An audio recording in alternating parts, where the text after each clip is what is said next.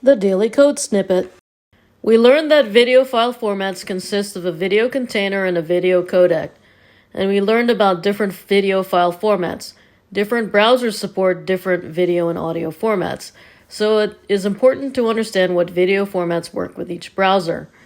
A .webm format typically contains a video using a VP8 or VP9 codec with Vorbis or Opus audio. A .mp4 format generally packages a video using an H.264 codec with .aac or .mp3 audio. The .ogg format uses Theora video with Vorbis audio.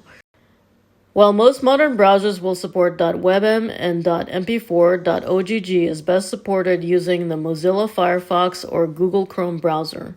You may wonder, why is this so complicated? Why don't browsers support all formats, and why isn't there just one or two formats for us to worry about? It turns out that popular formats are often protected by patents. For example, the patent for H.264 will not expire for another 6 years.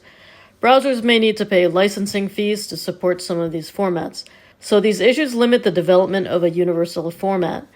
And now that mobile has become more ubiquitous, we have to deal with the issue that browsers for mobile may require newer and different formats and may not support the same formats supported on the desktop. So this is why many decide to use a third-party service to host their audio and video to deal with these cross-browser issues rather than host the video or audio content on their site themselves. To achieve maximal cross-browser compatibility, we will often have multiple formats of our video, and the browser needs a way to choose from our options to get the best fit. For this purpose, we use the source element instead of the source attribute.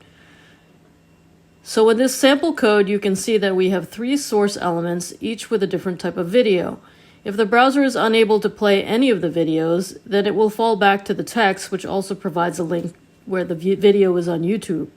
In the past, the fallback mechanism was Flash Video, but this method is no longer supported. The source element works with the source and the type attributes. The source attribute will tell the browser the name of the file and where to locate it. The type attribute tells the browser the format of the file. It is optional, but it is recommended that you use it because the browser will automatically skip videos it knows it cannot support. But if it doesn't know, it has to take the time to play your video to see if it works, and this wastes loading time. Presented by Designers Learn Code.